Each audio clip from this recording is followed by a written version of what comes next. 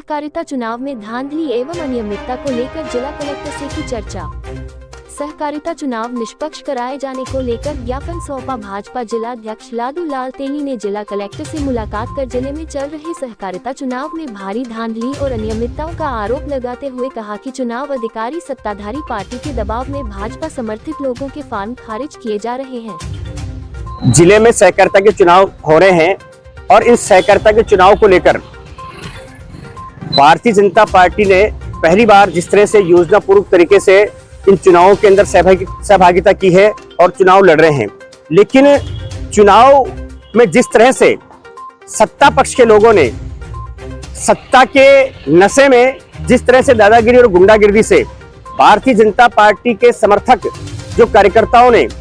GSS के चुनाव में फार्म भरे हैं, फार्मों की जांच के दौरान जिस तरह से दबाव में आकर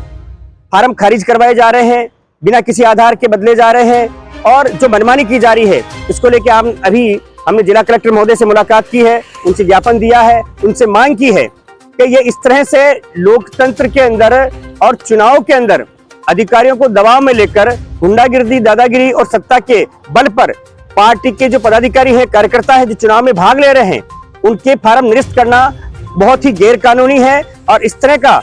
जो कानून का दुरुपयोग कर रहे हैं, जो अधिकारी दबाव में काम कर रहे हैं, मनमानी कर रहे हैं, ऐसे अधिकारियों के खिलाफ भारतीय जनता पार्टी फिर आने वाले समय में कार्रवाई करेगी। नौकरी तो उनको भी करनी है। आज जिस तरह से लोकतांत्रिक प्रक्रिया है, प्रणाली है, और उसमें आप पहले तो मनमानी तरीके से सत्ताधारी पार्टी के नेताओं ने अपनी गुंडागिरी चलाने के लिए, चुनाव में जीतने के लिए हर तरह के हथकंडे अपनाते हुए उन्होंने अधिकारी अपनी मनमर्जी से लगाए। जिन अधिकारियों को लगाना नहीं चाहिए था, उन अधिकारियों को लगा दिया गया, कुछ रिटायर्ड को लगा दिया गया, कुछ उनके स्टाफ के लिए लगा दिया गया। और अब भी यदि ऐसे समय में यदि वो